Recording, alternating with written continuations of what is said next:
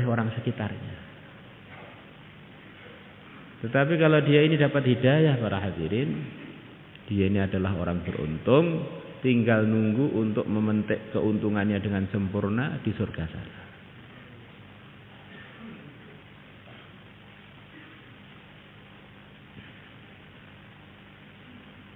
Maka suatu hari yang mulia Nabi besar Muhammad sallallahu alaihi wasallam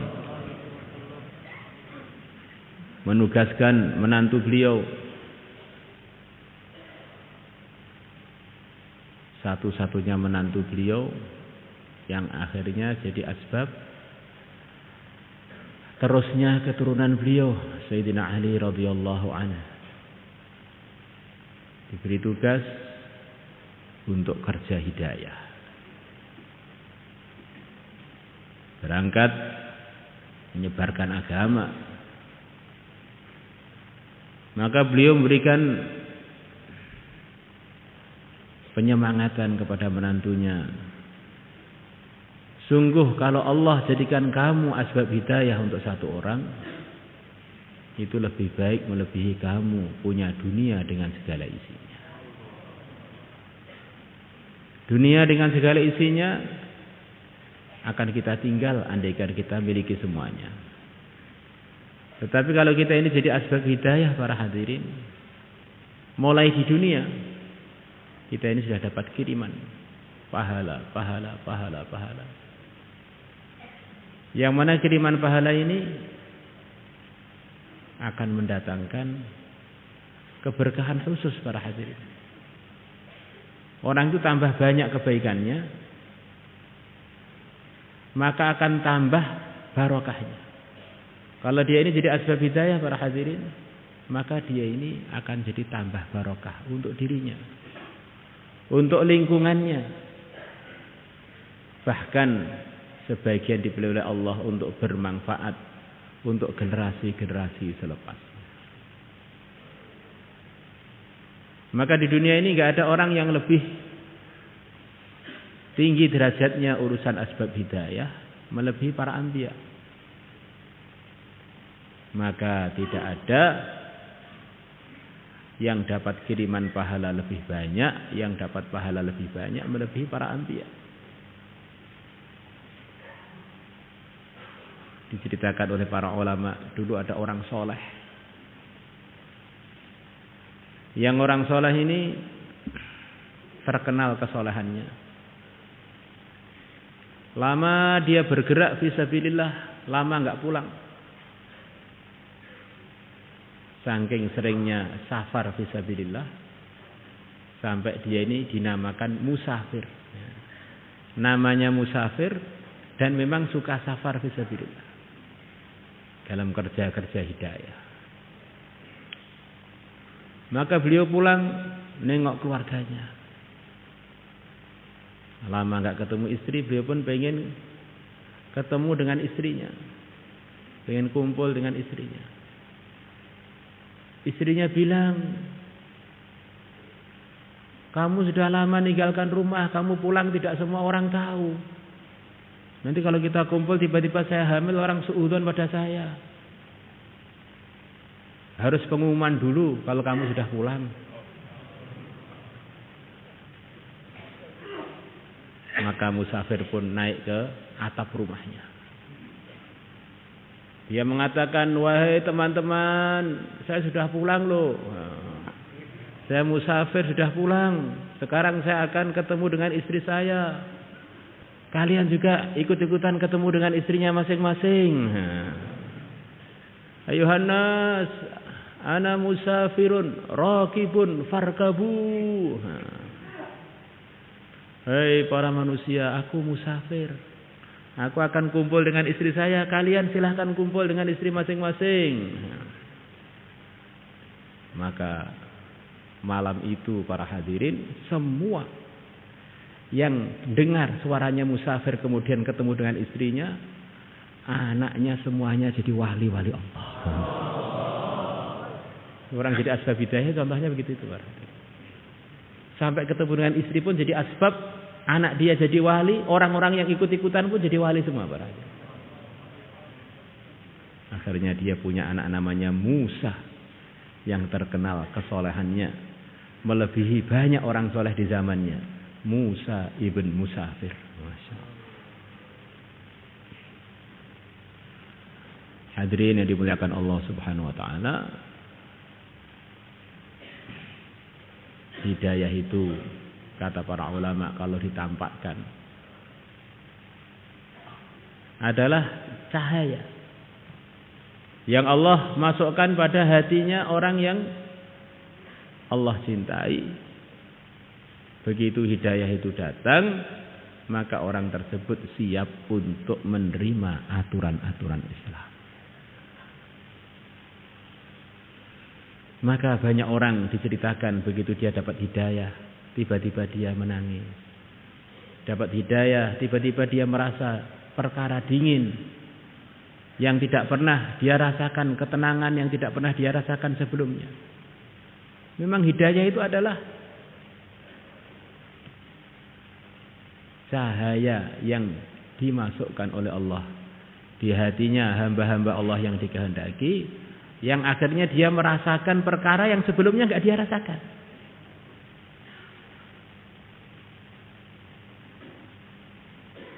Kadang-kadang orang mengaku dalam hidayah, tapi dia enggak punya perasaan apa-apa mengenai kemantapan mengamalkan Islam, memperjuangkannya. Maka yang begini ini perlu secepatnya memperbaiki dirinya, hatinya, khawatir hidayah yang dia aku-aku itu baru perasaan, belum kenyataan. Kalau hidayah sudah masuk dalam hati, di antara tandanya orang itu pengen berangkat memperjuangkan agama. Karena dia tahu bahwa agama ini memang penting, sangat penting. Kalau orang itu nggak punya agama, resikonya bukan mati, resikonya dimurkai Allah. Kalau orang mati dalam kondisi diridhai oleh Allah, maka dia mati malah cepat masuk surga. Dia mati nggak perlu banyak capek di dunia, cepat memetik hasil dari amalan-amalannya. Anugerah-anugerah Allah, sebab Allah telah ridho kepada dia. Jadi kalau orang mati tanpa hidayah, tanpa agama, dia di dalam penyesalan, kesengsaraan, dalam kerugian selama-lamanya. Man mata walam yaghzu walam yuhaddits nafsahu ghazwa mata ala syu'batin minan nifaq atau kama jaa fil hadits. Barang siapa mati sedangkan dia belum pernah berjuang dan belum pernah dia bilang pada hatinya pengen berangkat berjuang, maka orang yang begini ini matinya atas cabangan rusaknya iman. Mungkin kalau diterjemah mudahnya, dia ini mati dalam kondisi dikhawatirkan imannya itu memang iman yang tidak pas.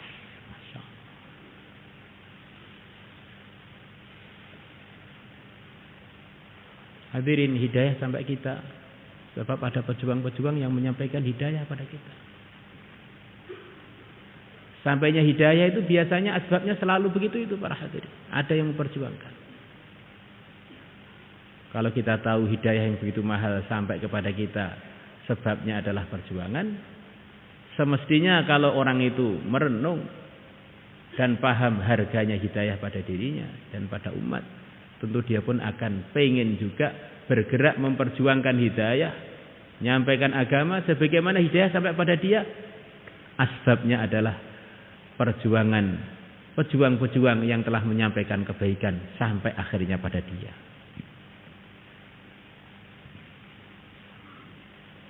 Hadirin yang dimuliakan Allah Subhanahu wa taala, tandanya orang itu dapat hidayah di antaranya adalah 3 hal.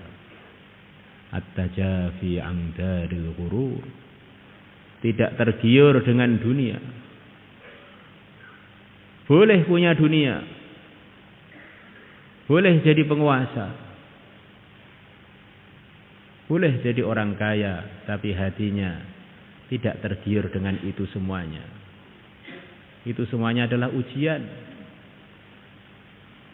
Walaupun dunia ada di tangannya, tapi tidak merusak hatinya.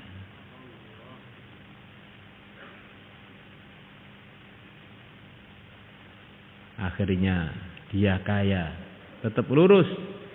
Dia miskin pun tidak goyang iman dan amalnya. Ya, dunia ini sementara. Begitu cepatnya berlalunya dunia, seakan-akan waktu kecil kita itu baru kemarin. Begitu kita bercermin, ternyata kita sudah tua.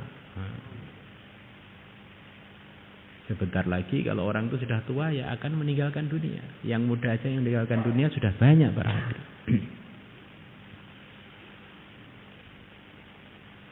Wal inabatu ila daril khulud, rindu pada kehidupan akhirat.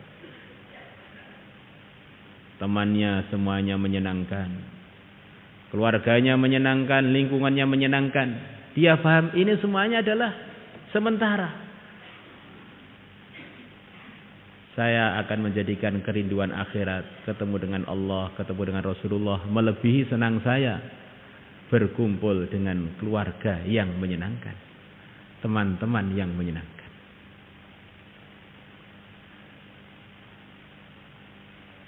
Tidak ada di dunia ini yang lebih dicintai Nabi melebihi Sayyidah Aisyah. Di zamannya Sayyidah Aisyah. Maka sering diceritakan yang mulia Nabi besar Muhammad sallallahu alaihi wasallam tengah-tengah bicara dengan Sayyidah Aisyah, istri beliau yang begitu menyenangkan, begitu salihah, begitu barokah. Yang dikatakan para ulama minimal sepertiga ilmu agama diriwayatkan oleh umat,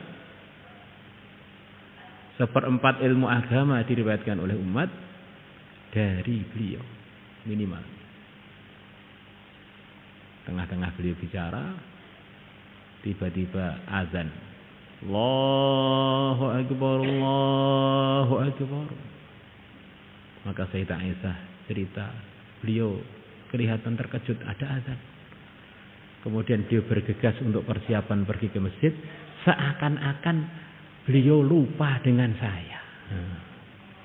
Seakan-akan Sayyidah Aisyah itu enggak ada. Lupa.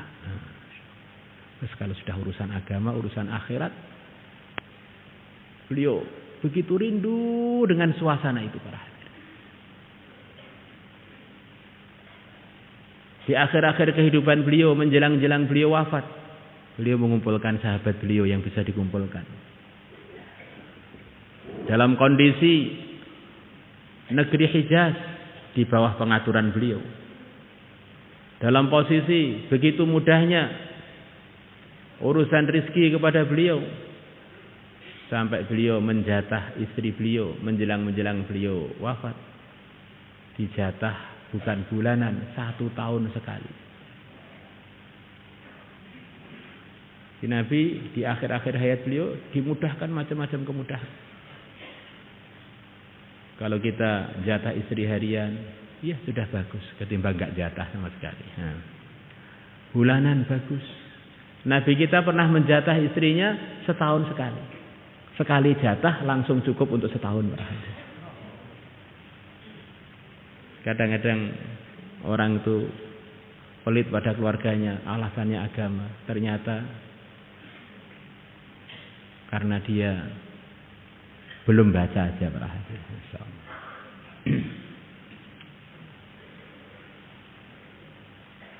Istri beliau mendukung perjuangan beliau dengan dukungan sepenuh hati.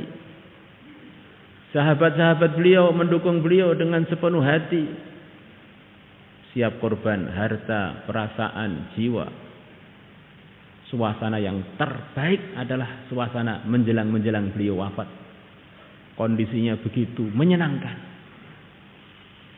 Urusan agamanya berkembang bukan begitu pesat.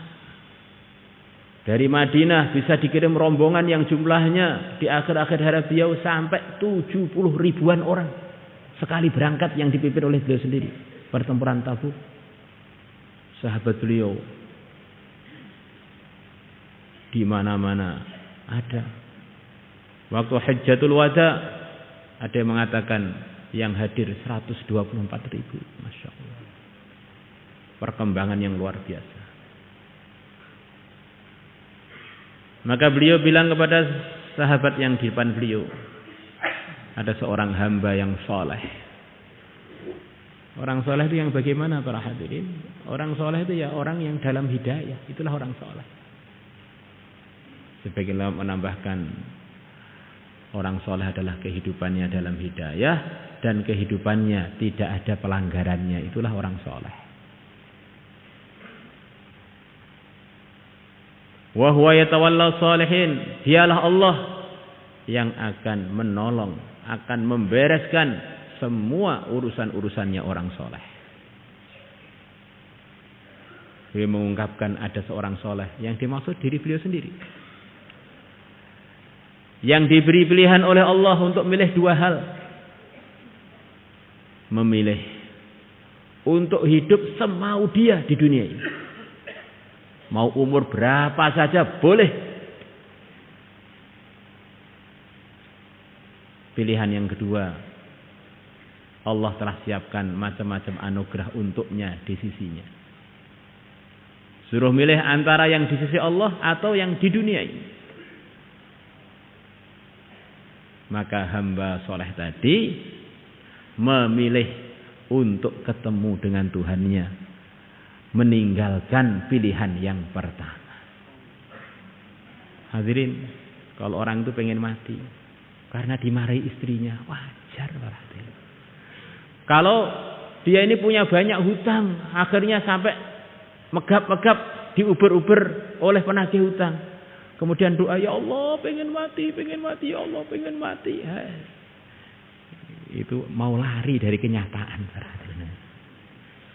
Jadi kalau orang dalam kondisi semuanya menyenangkan, semuanya mendukung, duit juga banyak, teman-temannya banyak, jadi asbab hidayah menyebarkan agama terbesar, tapi tetap milih wafat daripada tinggal di dunia yang sementara ini, pengen cepat ketemu dengan Allah. Inilah Sayyidul Anbiya, pimpinannya para nabi, pimpinannya para pimpinan hidayah. Maka Sayyidina Abu Bakar nangis. Dia mengatakan, ya Rasulullah, kami siap mengorbankan ayah kami, ibu kami, demi Tuhan memilih kami. Jangan cepat-cepat milih wafat ya Rasulullah, jangan tinggalkan kami.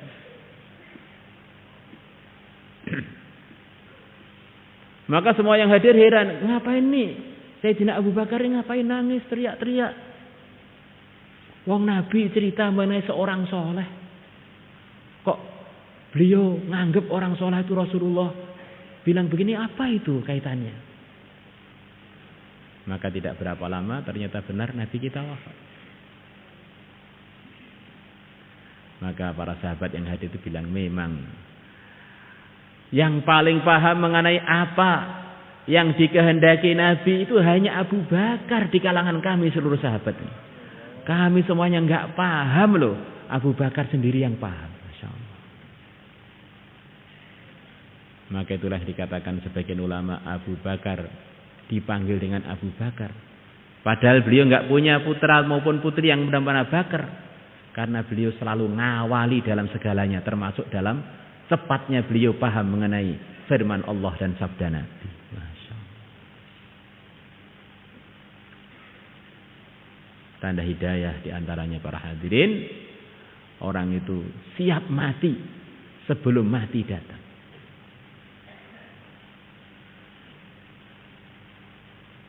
Hadirin yang dimuliakan Allah Subhanahu wa taala, Allah telah putuskan bahwa dunia ini akan diisi dengan manusia. Allah putuskan Nabi Adam dengan anak cucunya untuk ngisi dunia ini. Allah berfirman kepada Nabi Adam dan keluarganya dan anak cucunya, Qul nahbitu minha jami'a. Turunlah kalian dari surga semuanya. Anak cucunya Nabi Adam memang Nabi Adam dan cucunya sudah diputuskan untuk tinggal di dunia ini. Dalam ayat yang lain, ihbitu ba'dukum li ba'din adu. Turunlah kalian, nanti sebagian dari kalian anak cucu Adam akan bermusuhan dengan sebagian yang lain.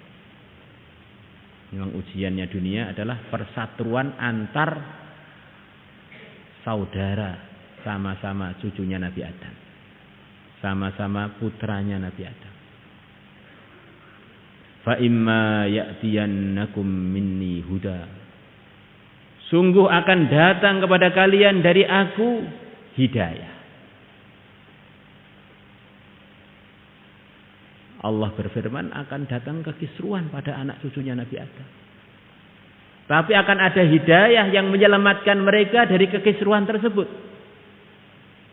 Faman tabi'a hudaya, maka barang siapa mengikuti hidayahku, bimbinganku,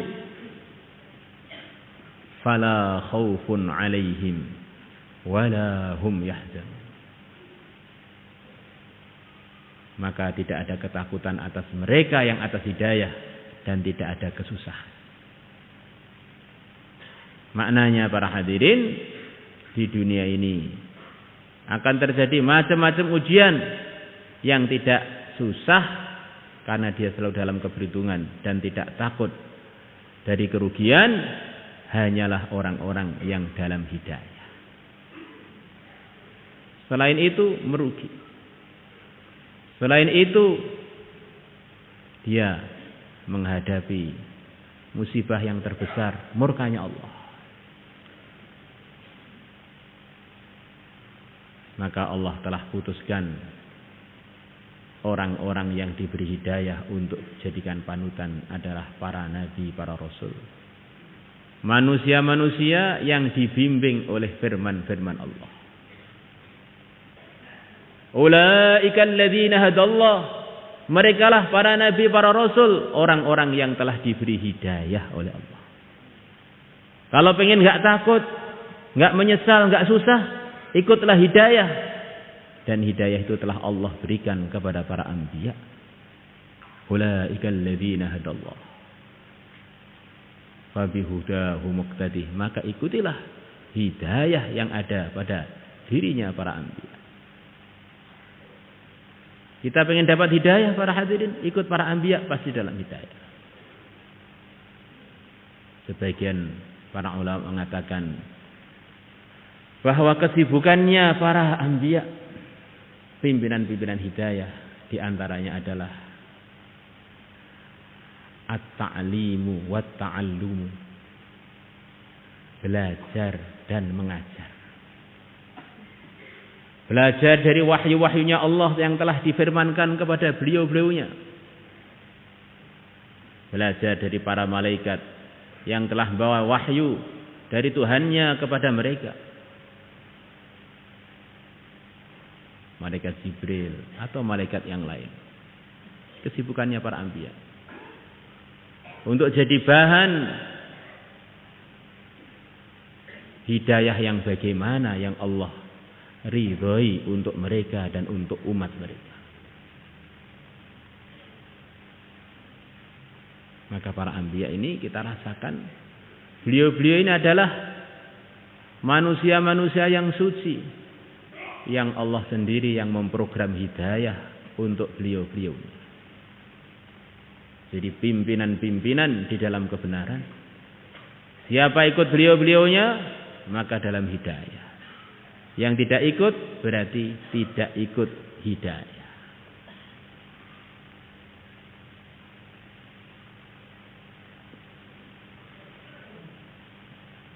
Sibuk belajar dari wahyu-wahyu dan sibuk mengajarkan wahyu-wahyu tersebut kepada umat.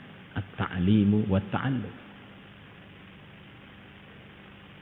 Begitu mulianya ilmu para hadirin. Wahyu-wahyu yang Allah berikan kepada mereka. Sekian banyak sabda Nabi yang menyemangati umat supaya mereka meluangkan waktu untuk mempelajari ilmu, yang mana ilmu itu adalah sumbernya hidayah. orang baru berangkat cari ilmu agama yang di dalamnya adalah hidayah. Baru berangkat saja Allah akan gerakkan 70.000 malaikat untuk menyertai dia. Talibul ilm yushayyi'uhu 70.000 min muqarribis sama. Hadirin, orang baru berangkat untuk mencari ilmu agama, baru berangkat, dia telah terhitung fi sabilillah sampai dia pulang. Yang mana fi sabilillah pahala itu dilipat-lipatkan mengikut ketakwaannya orang yang fi sabilillah. Tambah takwa, tambah berlipat, tambah takwa, tambah berlipat. Puncaknya takwa, puncaknya kelipatan para hadirin.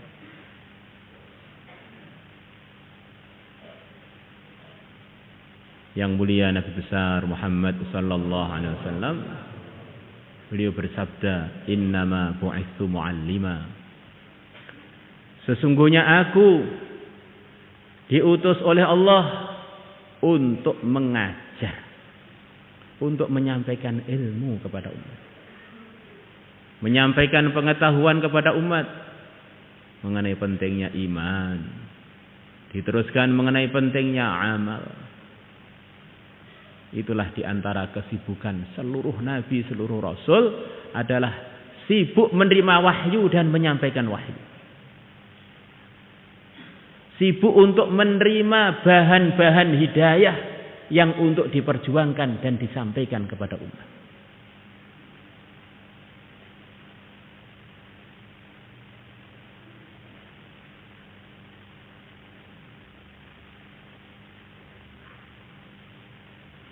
Abu Nu'aim telah menukilkan dari yang mulia Nabi besar Muhammad sallallahu alaihi wasallam.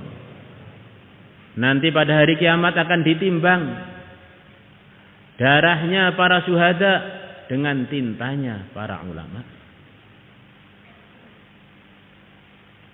Maka selepas ditimbang ternyata tintanya para ulama lebih berat melebihi darah-darahnya para syuhada.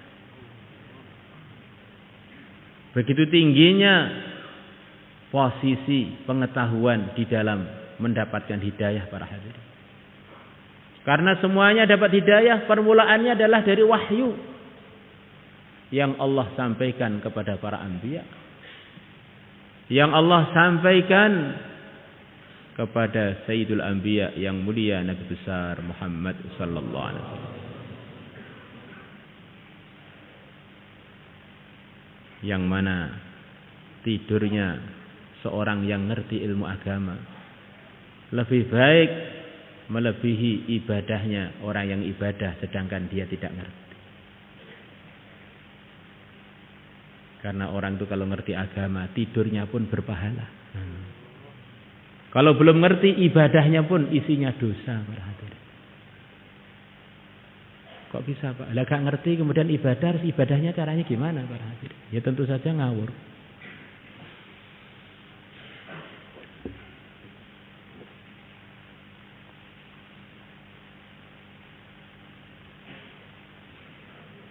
Nabi menyampaikan kepada umat macam-macam pengetahuan yang akhirnya umat mengetahui macam-macam keberuntungan dan juga macam-macam hal yang bahaya kalau itu dikerjakan merugikan. Yang kita dengar berupa kebaikan-kebaikan yang telah ditulis sebagian dalam kitab Fadilah Amal, Fadilah Sedekah, Fadilah Dakwah. Itu semuanya adalah dari ilmu yang dulu Nabi diwahyukan dari Allah ilmu tersebut. Akhirnya kita tahu pentingnya bergerak fisabilillah. Pentingnya menghidupkan suasana 4 amal. Pentingnya mengikuti para nabi, para rasul. Pentingnya mengikuti para sahabat. Pentingnya mengikuti para sahabat melalui ulama-ulama yang ahlinya dalam urusan meriwayatkan dari para sahabat.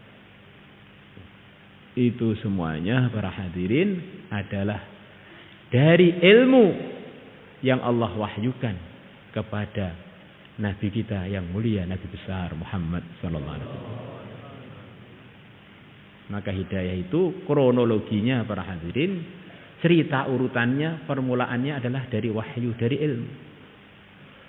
Maka di seluruh Al-Quran para hadirin, dari awal sampai akhir, kurang lebihnya tidak ada Nabi diperintahkan oleh Allah untuk meminta tambahan. Enggak urusan harta, enggak urusan jumlah, enggak urusan kekuasaan.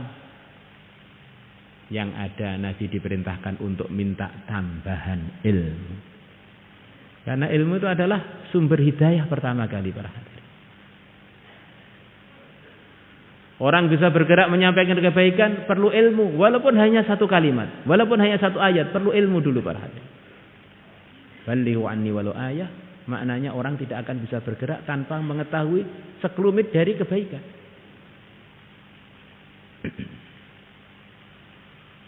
Allahumma shalli ala sayyidina Muhammad wa qur rabbi zidni ilma. Katakanlah wahai Muhammad, Rabbi zidni ilma, wahai Tuhanku tambahkanlah kepada aku ilmu. Enggak suruh minta tambahan kerajaan, tambahan kekuasaan, tambahan ilmu. Karena ilmu itu kalau sudah tambah para hadirin, maknanya bahan hidayah tambah lagi, tambah lagi. Kita hanya yang tinggal baca ilmu-ilmu hidayah dalam fadilah amal.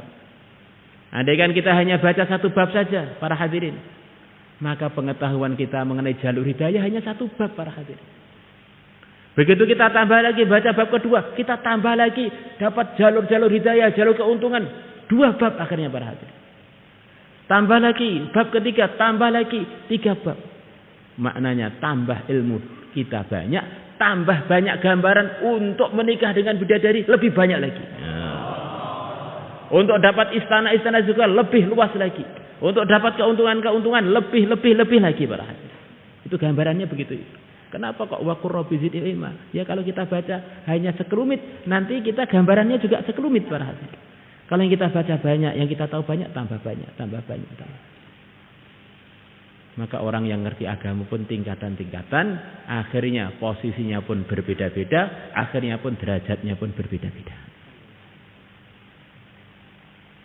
Hadirin yang dimuliakan Allah Subhanahu wa taala, di antara kesibukannya pimpinan-pimpinan hidayah, kesibukannya yang mulia Nabi besar Muhammad SAW adalah berzikir dengan beribadah.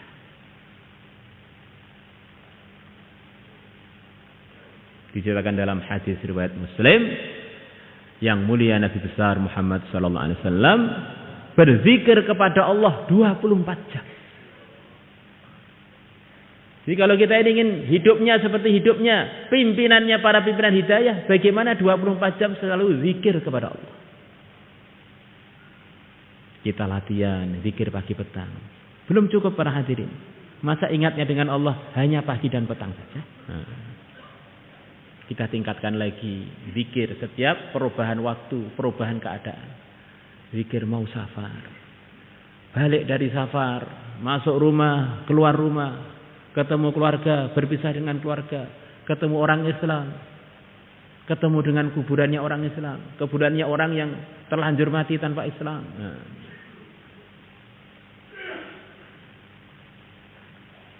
Keluar masuk toilet para hadirin, makan, minum. Kita tingkatkan lagi, akhirnya 24 jam kita ini selalu ingat kepada Allah. Barang siapa persiapan tidur dalam kondisi suci, kemudian dia wiritan sampai ketiduran, wiritannya tidak dibatasi 3 kul, wiritan sampai ketiduran, maka Allah akan kirimkan malaikat yang suci untuk menemani dia tidur. Dia akan masuk di selimutnya, akan nempel di kulitnya, akan nyertai dia tidur sampai bangunnya. Dikeloni malaikat para hadirin. Masya Allah. Akhirnya dia bangun tidur lebih takwa, lebih soleh lagi. Bukan hanya zikir 24 jam. Zikir itu maknanya di antaranya para hadirin adalah ingat Allah. Maka kita zikir pakai macam-macam zikir, tahlilkah, tahmidkah, tasbihkah. Itu tujuannya adalah untuk mengingati Allah. Jangan sampai mulutnya bilang wirid tetapi hatinya enggak tahu tujuannya para hadirin. Akhirnya seperti orang menggigau. Akhirnya nilainya berkurang atau bahkan tidak ada. Itulah yang dikatakan oleh Hasan Al-Basri rahimahullah, istighfaruna yahtaju ilal istighfari. Kita ini beristighfar, sementara kalau kita renungi, istighfar kita masih perlu diistighfari lagi. Kita ini kadang-kadang istighfar tapi sambil ngantuk. Ada seorang anak yang banyak salah pada hadirin, atau seorang murid yang suka bolos, kemudian datang pada kita minta maaf tapi sambil ngantuk. Kira-kira gimana, Pak? Wah, iki ngece apa jane tenanan to, Le? Kamu itu melecehkan apa kamu itu sungguhan? Zikir dengan sungguh-sungguh. Pada pertempuran Badar, Nabi doa, Ya Hayyu Ya Qayyum, Ya Hayyu Ya Qayyum. Semalam suntuk dengan para sahabat. Ya Hayyu Ya Qayyum, Ya Hayyu Ya Qayyum. Zikir ketika suka dan duka. Ya Allah yang hidup hakiki. Selain Allah itu enggak hidup hakiki. Selain Allah itu dihidupkan oleh Allah. Tandanya orang itu hidupnya enggak hakiki, ada ngantuknya, ada tidurnya. Nanti akan datang satu masa kita dipindah di akhirat, di sanalah hidup yang hakiki. Sudah tidak ada ngantuk-ngantuknya lagi. Wa inna daral akhirata lahiyal hayawan. Sungguh negeri akhirat adalah kehidupan yang hakiki, kehidupan yang sebenarnya. Kalau di dunia ini kehidupan untuk mati, para hadirin. Kullu nafsin dha'iqatul maut, itulah dunia. Semuanya akan merasakan kematian. Maka ngantuk-ngantuk kita ini sebetulnya adalah utusan makhluk yang namanya kematian untuk mengingatkan kita. Le, ngontak ngantuk, suwe-suwene ambruk lho engko. Ngontak ngantuk, akhirnya kamu nanti jungkel sudah enggak bangun lagi loh ya.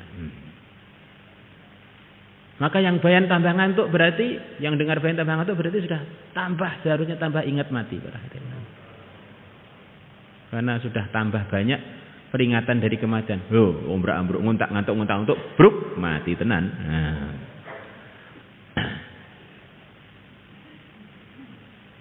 Di antara kesibukannya beliau adalah beribadah. Bukan hanya sholat, panjang-panjang dalam sholat. Bukan hanya ibadah, panjang-panjang dalam ibadah. Bukan hanya baca Al-Quran, panjang-panjang dalam baca Al-Quran. Bukan hanya iktikaf, panjang-panjang dalam iktikaf. Insyaallah kita semuanya niat para hadirin. Itulah kehidupannya para anbiya. Kehidupan yang dipenuhi dengan ta'lim wa ta'alum, dipenuhi dengan zikir ibadah.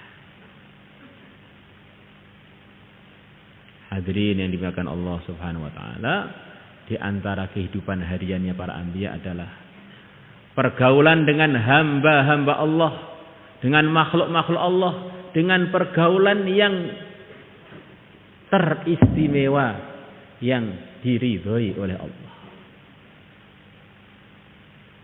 Muasyarah yang begitu bagus, itulah yang dicontohkan oleh para anbiya. Bagaimana sikap yang benar kepada makhluk-makhluk Allah yang dimiliki Allah ini bagaimana? Sesuai dengan apa yang disukai oleh Allah.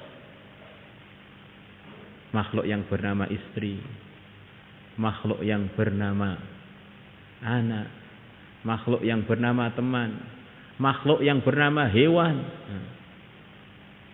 Suatu hari yang mulia Nabi besar Muhammad sallallahu alaihi wasallam didatangi seorang sahabat. Dia cerita, ya Rasulullah, ini ada seorang wanita. Dia telah ditangkap oleh orang kafir. Namanya wanita ditangkap orang kafir, ya bisa terjadi macam-macam keburukan pada dia. Laki-laki juga begitu.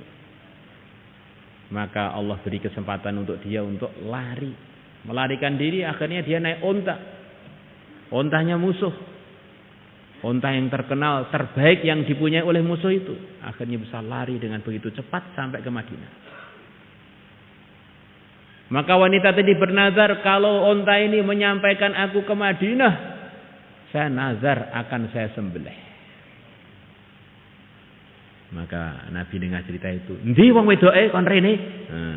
Kalau bahasa Temboro begitu itu. Mana wanita itu, suruh ke sini.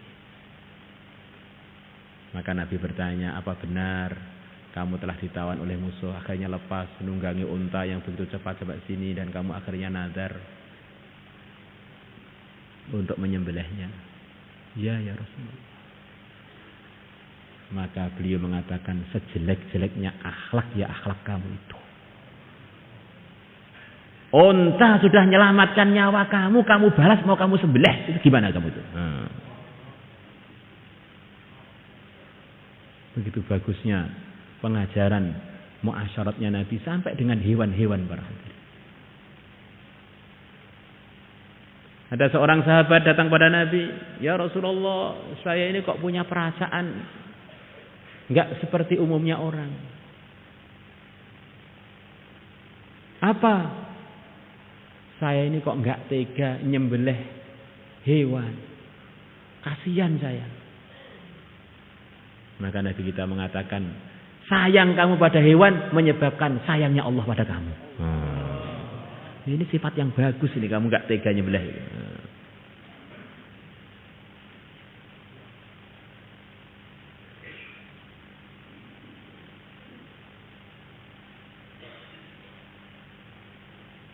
Kana Rasulullah sallallahu alaihi wasallam fi mihnati ahli. Dalam hadis riwayat Bukhari. Dulu Nabi itu kalau pulang ke rumah, beliau berkhidmat pada keluarga. Yang mana riwayat ini fi mihnati ahli ini diterjemahkan oleh para ulama dengan terjemah yang panjang. Mungkin Nabi kalau ke rumah juga ikut memasak. Mungkin Nabi kalau ke rumah juga ikut membersihkan rumah. Mungkin Nabi kalau rumah belum ngerapikan yang perlu dirapikan. Itulah yang dicontohkan Sayyidul Anbiya, bermuasyarah dengan keluarga.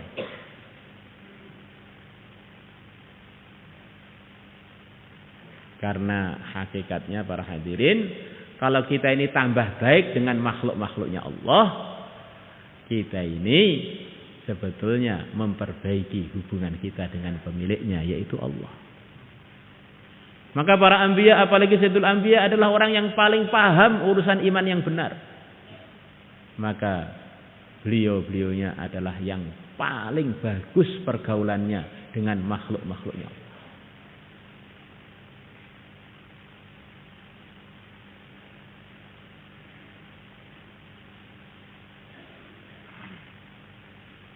Hadirin yang dimuliakan Allah Subhanahu wa taala, di antara yang dicontohkan oleh Sayyidul Anbiya dan para anbiya adalah bagusnya muamalah.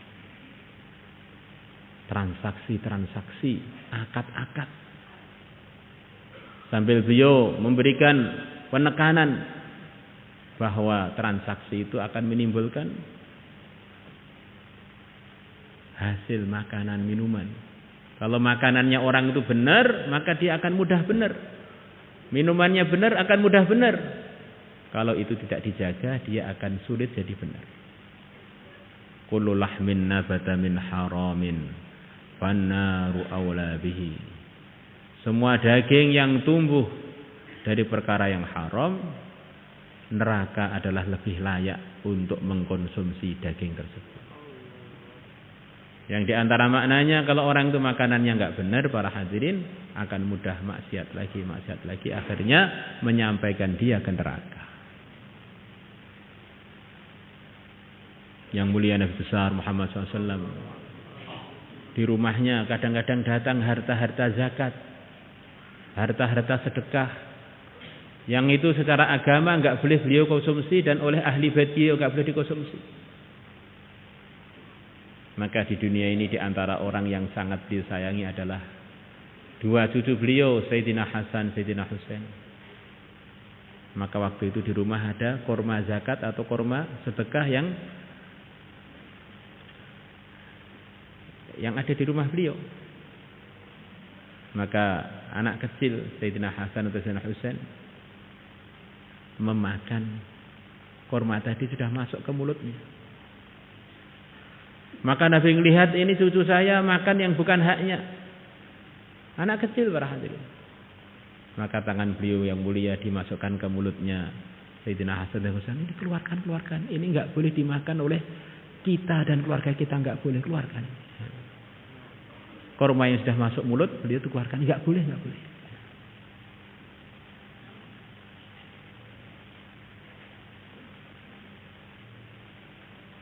Hadirin yang dimuliakan Allah Subhanahu wa taala, di antara kesibukannya para anbiya siang malam adalah memperjuangkan hidayah, menyampaikan hidayah kepada umat. Siang malam mengajak umat untuk menuju ridhonya Allah. Itulah kesibukannya para anbiya. Qul hadhihi sabili ad'u ila Allah. Katakanlah wahai Muhammad, ini adalah jalanku. Jalanku itu kata para ulama kurang lebihnya kesibukan yang menyibukkan aku ya ini. Nyampaikan kepada umat, ad'u ilallah, ngajak mereka kepada ridhonya Allah. Yang mana untuk mengetahui ridhonya Allah perlu ilmu.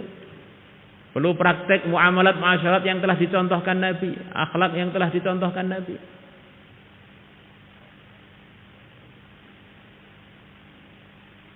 Namanya kesibukan yang menyibukkan para hadirin. Seperti petani, pagi sudah sibuk ke sawah, istirahat sebentar, sore ke sawah lagi, istirahat sebentar, malam mikirkan sawah untuk dicarikan airnya. Itulah namanya kesibukan itu begitu itu.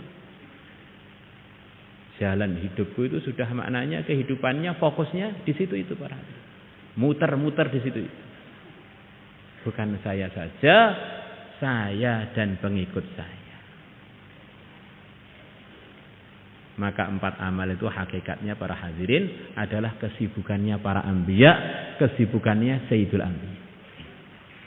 Kok salah satunya ada yang berkurang, maka hidayah akan berkurang para hadirin. Kalau salah satunya ada yang ditinggalkan, hidayah akan tertinggal para hadirin.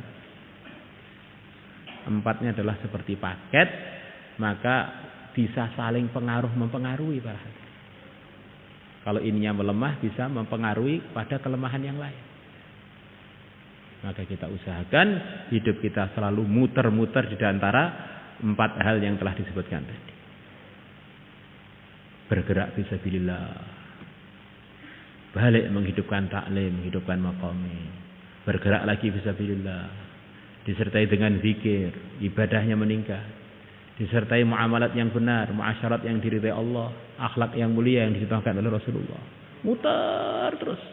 Harapannya inilah di antara praktek pegangan hidayah begitu itu para hadirin. Akhirnya hidup kita ini selalu dalam hidayah. Mati waktu dakwah dalam hidayah. Waktu-waktu taklim dalam hidayah. Waktu ta'allum dalam hidayah. Waktu zikir dalam hidayah. Waktu khidmat dalam hidayah. Waktu muasyarat yang benar. Mati di pasar masuk surga. Mati tengah-tengah transaksi masuk surga. Waktu tengah-tengah kumpul istri masuk surga. Karena semuanya sudah sesuai aturan hidayah. Insyaallah kita semuanya niat para hadirin. Jangan ada sumber-sumber hidayah ini yang kita tinggalkan, apalagi kita remehkan para hadirin. Karena sabili ini adalah merupakan perwujudan untuk menyampaikan hidayah yang telah diawali permulaannya dari ta'lim wa ta'allum tadi. Yang prakteknya adalah muamalat ma'asyarat tadi. Maka bergerak disertai 4 amal, kata Syekh Yusuf rahimahullah. Maka orang yang bergerak disertai 4 amal, dia ini bagaikan matahari. Karena sumber hidayah telah dia rawat semuanya. Pegangan hidayah telah dia praktekkan. Fala khaufun alaihim wala hum yahzanun. Akhirnya dia ini baik untuk dirinya, baik untuk yang dia datangi, dan baik untuk umat. Tapi sebaliknya, na'udzubillah, kalau orang bergerak ada yang dikurangi dari hal yang 4 tadi para hadirin bisa menyebabkan kerugian untuk dirinya dan kerugian untuk yang didatang. Ada celah-celah keburukan telah ikut serta dalam pergerakan dia. Maka untuk itu semua, siapa yang siap untuk berangkat 1 tahun para hadirin silahkan, Masya Allah. Bismillah, silakan. Masya Allah. Bismillah. Mari Pak, pertama kali taskil 1 tahun untuk alumni pesantren. Mari, untuk alumni pesantren yang sudah makomi di kampung maupun yang masih ada di pondok, sebentar lagi akan menghatamkan kurikulumnya dalam mempelajari ilmu yang selesai daurah ataupun takhusus. Untuk kemudian tahapan berikutnya adalah menyebarkan ilmu. Mari jemaah sekalian, setelah kita mencari ilmu, tahapan berikutnya adalah menyebarkan ilmu kepada manusia seluruh alam. Mari jemaah sekalian, 1 tahun. Mari. Jamaah yang sedang bergerak, yang masih masa ataupun yang baru niat. Kesempatan malam ijtima begini adalah untuk menguatkan niat, menyegarkan niat dengan melangkahkan kaki dan daftar ke tim taskil 1 tahun. Mari, termasuk 1 tahun yang kedua. Kemarin diniatkan banyak orang dari markas kita ini akan keluar 1 tahun yang kedua, walaupun masih tahun depan. Nah, mari jemaah sekalian, sekarang setiap malam Jumat bisa berdiri dan daftar lagi untuk lebih menjaga niatnya dengan daftar ke tim taskil 1 tahun. Mari Pak, mari. Setahun Pak, setahun. Alumni pesantren. Ini khusus untuk alumni pesantren. Nah, untuk para ustadz, para alim ulama keluar 1 tahun. Khusus alumni pesantren. Mari, setahun Pak, setahun. Mari, yang sedang bergerak, yang baru selesai belajarnya di pesantren ataupun yang sudah lama makomi di kampung. Nah, bisa, belum terlambat. Tidak ada waktu terlambat untuk kita buat pengorbanan besar untuk sebarkan agama. Mari Mas, mari. Setahun. 1 tahun, diniatkan 1 tahun. Mari Pak. 1 tahun yang pertama. Masya Allah, silakan. 1 tahun yang pertama ataupun yang kedua, silakan. Sekarang daftarnya, berangkatnya dimusyawarahkan. Masya Allah, negeri jauh, Masya Allah. Monggo. Berikutnya negeri jauh sampai kalian menyusul dari jamaah yang akan diberangkatkan minggu depan ini jamaah sekalian. Masya Allah. Nanti akan diberangkatkan 10 jamaah jamaah sekalian dari markas kita ini. Mari jamaah sekalian, sebelum mereka berangkat segera terbang nanti akhir bulan ini, insyaallah kita akan buat lagi calon-calon jamaah untuk diberangkatkan ke negeri-negeri yang lain. Mari jamaah sekalian, 10 jamaah akan belajar usaha dakwah nafatilas, menjumpai orang-orang setanah air kita yang sekarang ada di Saudi.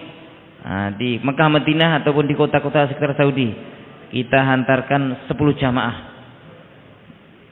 Menyusul, belum terlambat, boleh. Nah, kemudian rute-rute berikutnya adalah negeri jauh ke negeri-negeri lain yang mengundang kita, mengharapkan kedatangan kita. Bisa ke negeri Jepang, ini juga diharapkan sekali banyak kawan-kawan kita, saudara kita setanah air yang ada di Jepang. Mari. Dan juga ke Suriname, tekan sekalian. Suriname, belahan daripada Amerika Latin. Ya, Suriname, Masya Allah, sudah menunggu-nunggu kita, sudah. Mari. Sering berikan undangan pada kita, tapi berangkatnya belum nih, belum berangkat, Masya Allah. Silakan. Murah saja Suriname para hadirin, tiketnya hanya 50 juta tiketnya, Masya Allah. Masya Allah. Murah Pak. Dunia ini murah para hadirin. Masya Allah, tiketnya 40 juta murah, lebih murah daripada mobil kita jemaah sekalian, lebih murah daripada rumah kita, makanya murah ini jemaah sekalian. Belanja dunia kita sudah begitu banyak, sekarang belanja untuk beli tiket hanya 40 juta saja, nggak banyak ternyata. Mari jemaah sekalian, mari. Niatkan ke Suriname jemaah sekalian. Target kita periode yang akan datang ke Jepang, ke Suriname, Malaysia, Thailand dan Filipina. Nah, mari jemaah sekalian, periode yang akan datang kita hantarkan jemaah yang jauh ke Suriname, Jepang, Filipina, Thailand dan Malaysia. Mengundang kita semua. Mereka mengundang kita jamaah sekalian. Mari. Sekarang niatnya. Berangkatnya nanti dimusyawarahkan. Niatnya dulu. Khususnya wong Jawa nih. Wong Jawa mengke badhe wonten jur wong Jawa ten Suriname jamaah sekalian. Mari. Jur orang Jawa neng Suriname basane basa ngoko. Nek basane rada alus malah gak paham niku. Basa tebangan. Karena wong Suriname kuwi putu-putune pekerja romosa. Jadi bahasane kudu kasar barane. Cocok bahasane wong Boro, wong Pule, Boro Kidul, Boro Lor cocok. Monggo-monggo, wong Boro sing basane kasar malah payu to mriko jamaah sekalian. Monggo-monggo. Wong Jawa Timuran cocok nih masyaallah. Nggih, monggo-monggo. Wong Jawa. Kok Jawane halus ora paham malah masyaallah.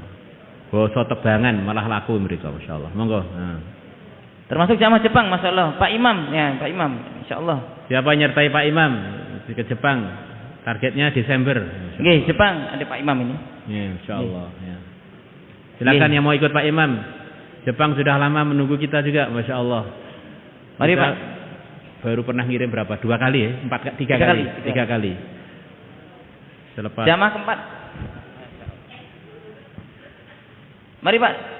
Masya Allah. Jamaah ke Jepang. Satu jamaah kemarin dari Ponorogo diantar ke Jepang. Masya Allah. Mari Pak ke Jepang. Insyaallah semuanya niat insyaallah. IPB dimulai dari Pakistan dulu. Masya Allah. Monggo. Pakistan. Mari Masya Allah. Pakistan. Nah, sudah terbuka. Satu negeri terbuka, kita segera sambut. Ini kabar gembira untuk kita syukuri. Sudah banyak teman kita yang di sana, Masya Allah. Bekalnya dilengkapi, Masya Allah. Tafakut 25 juta kurang lebih, Masya Allah. Mari Pak, Pakistan. Kita syukuri Pak, dibukanya negeri-negeri untuk kita syukuri. Dengan cara apa syukurnya? Kita bergerak datang ke sana. Nah, mari jangan. Ke Pakistan, dulu sulit untuk kita masuki, sekarang malah mengundang kita. Mari Pak, ke Pakistan.